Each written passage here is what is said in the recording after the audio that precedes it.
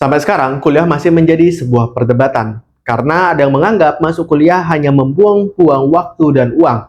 Karena memang uang yang dikeluarkan begitu besar. Kemudian, ada yang menganggap kuliah ini memberikan dampak positifnya. Salah satunya adalah berpikir kritis. Tapi yang menjadi pertanyaan, kenapa kita harus berpikir kritis setelah masuk kuliah? Kenapa kita nggak berpikir kritis sebelum masuk kuliah? Dalam video ini, aku mau membahas tentang berpikir kritis. Berpikir kritis sangatlah kita butuhkan untuk mengetahui apa yang kita butuhkan, apa yang tidak kita butuhkan, apa yang bisa kita tolak, dan apa yang seharusnya kita terima. Tapi, aku masih menganggap kalau kita lihat di negara kita, berpikir kritis ini kesannya kayak sebuah privilege.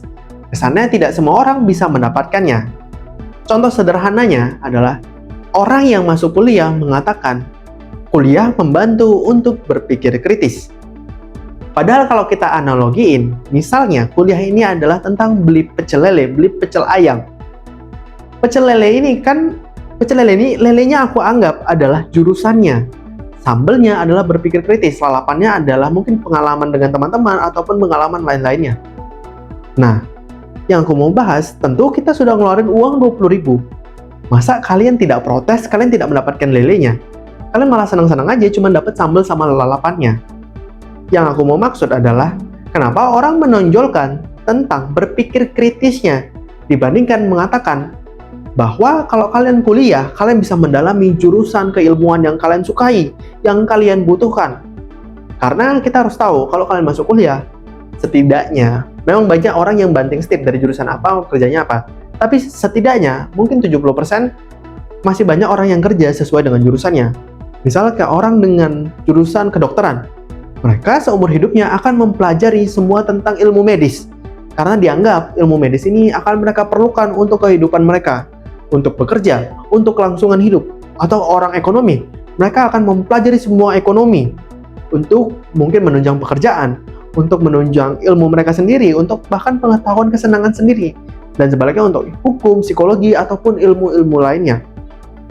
Tapi yang kesan yang ditonjolkan di sosial media adalah kuliah ini bantu kita berpikir kritis, bantu nyari pengalaman.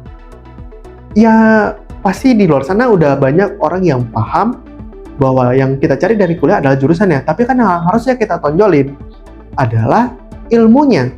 Ilmu apa yang kalian dapatkan selama berkuliah? Kesannya itu, aku masih merasa kita ini kan sebelum kuliah udah belajar 12 tahun. Dan kuliah cuma 4 tahun. Kenapa 4 tahun ini lebih berarti dibandingkan 12 tahun? Memang 4 tahun kita pelajarin ilmu yang lebih mendalam, lebih menjurus. Tapi kan seharusnya kalau selama 12 tahun, kita udah bisa berpikir kritis.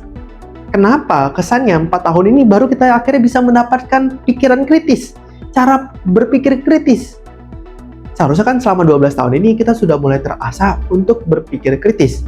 12 tahun ini sudah muncul bibit untuk berpikir kritis. Dan selama kuliah menjadi semakin terasah, semakin tajam pikiran kita. Tapi yang jadi pertanyaanku, kenapa kita tidak bisa berpikir kritis dalam 12 tahun ini? Sekarang aku bakal jelasin menurut pendapatku pribadi kenapa selama 12 tahun kita nggak bisa berpikir kritis. Salah satunya adalah kebiasaan untuk menganggap bertanya adalah merendahkan orang lain. Misalnya, banyak banget mungkin liputan ataupun bagaimana guru menanggapi, bahkan sampai di orang-orang dalam pemerintah. Kesana kayak kita bertanya itu kayak kita merendahkan diri mereka. Padahal yang kita tanyakan adalah tentang idenya. Orang-orang sampai sekarang masih belum bisa memisahkan mana yang menjatuhkan pribadi dan mana yang mempertanyakan memang sebuah idenya. Misalnya, kalau kita bertanya dalam sebuah kelas, kita bertanya mungkin tentang ilmu biologi, kita bertanya kenapa mamalia melahirkan kepada guru kita. Masih ada beberapa guru yang menganggap kita bertanya ini karena kita merendahkan guru kita, karena kita menganggap guru kita ini tidak pantas mengajarkan, makanya kita tanyain terus, kita tanyain. Padahal, dengan murid bisa bertanya ini menunjukkan bahwa murid punya antusias, ataupun murid punya rasa penasaran, dan guru seharusnya bisa memberikan jawaban yang baik. Aku tidak menganggap semua guru ini buruk dalam memberikan jawaban. Tapi masih ada beberapa orang yang menjadikan pertanyaan adalah sebuah kritik pedas. Padahal pertanyaan hanyalah untuk menambah pengetahuan atau untuk memvalidasi. Misalnya, mereka untuk memastikan, tadi aku dengar kalau Mama Lia itu melahirkan. Bener gak itu memang melahirkan? Atau mungkin aku salah dengar ya? Kan karena bisa aja ada murid yang kecapean. Jadi mereka perlu mastiin tentang apa yang mereka dengar. Dan kadang, guru nyuruh kita untuk jangan bertanya sama teman kita. Tapi kalau kita tanya ke guru kesannya tidak menerima jawab pertanyaan kita. Karena dianggap pertanyaan ini pertanyaan receh. Padahal kita nggak tahu. Mungkin murid yang bertanya ini, dia harus bekerja sepulang sekolah, jadi tidurnya kurang, jadi pas di kelas capek, tapi dia masih antusias dengan ilmunya, jadi dia perlu bertanya lagi untuk memastikan dia bisa menyerap ilmunya dengan baik. Yang kedua adalah tentang ujian kita. Misalnya dari 100% ujian, ada 100 soal, mungkin 70% atau 70 soal ya tentang hafalan.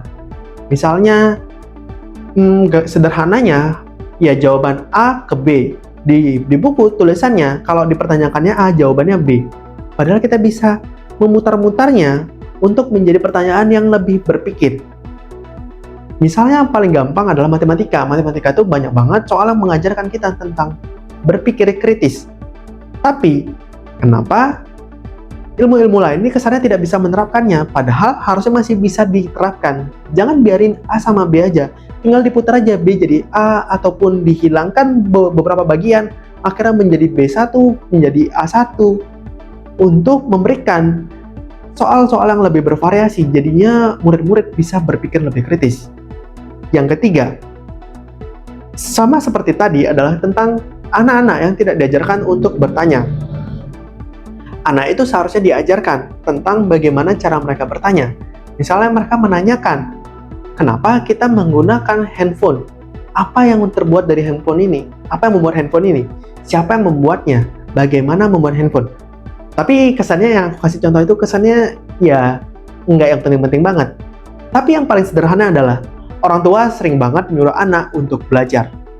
Tapi orang tua cuma bilang, ya belajar ini diperluin karena nanti kamu di masa depan kamu jadi cemerlang. Kamu punya masa depan yang terjamin. Tapi anak kan masih belum tahu, apalagi untuk anak-anak SD ya. Anak-anak SD itu pasti bakal nggak ada minat untuk belajar.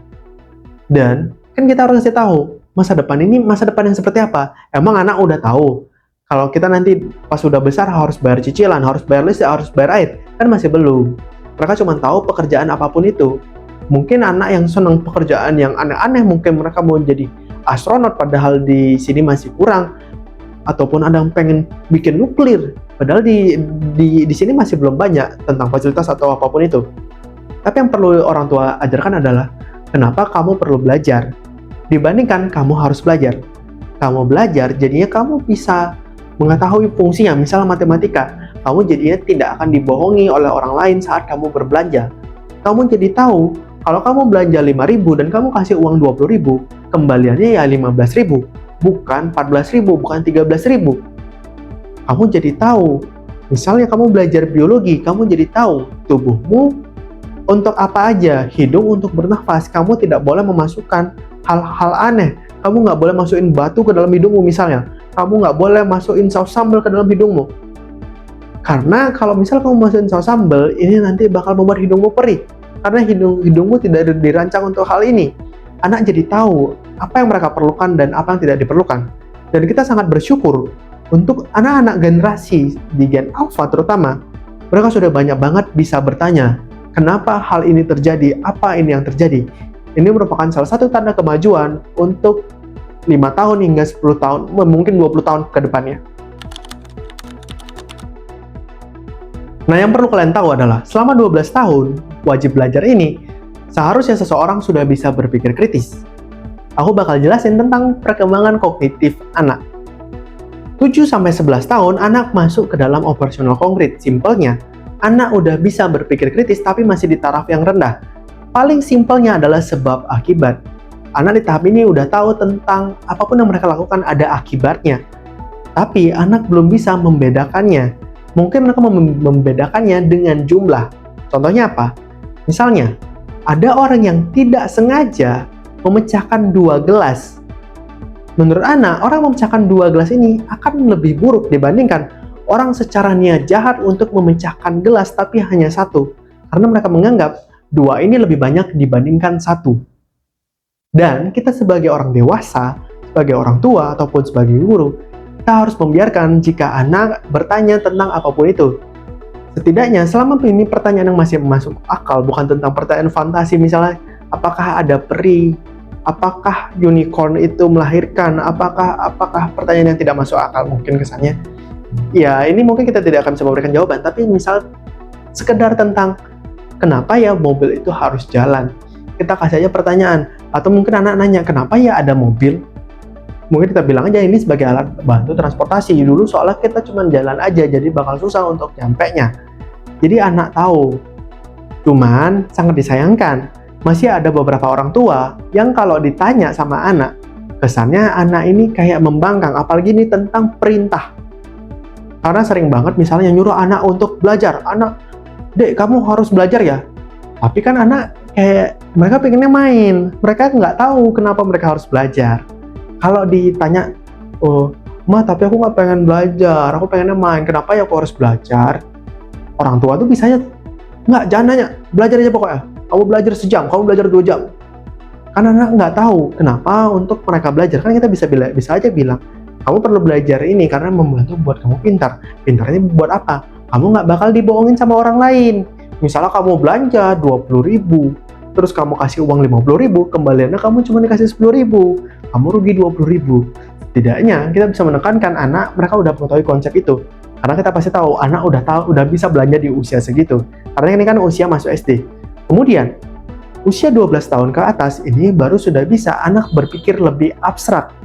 Mereka sudah bisa memberikan kritis yang lebih abstrak.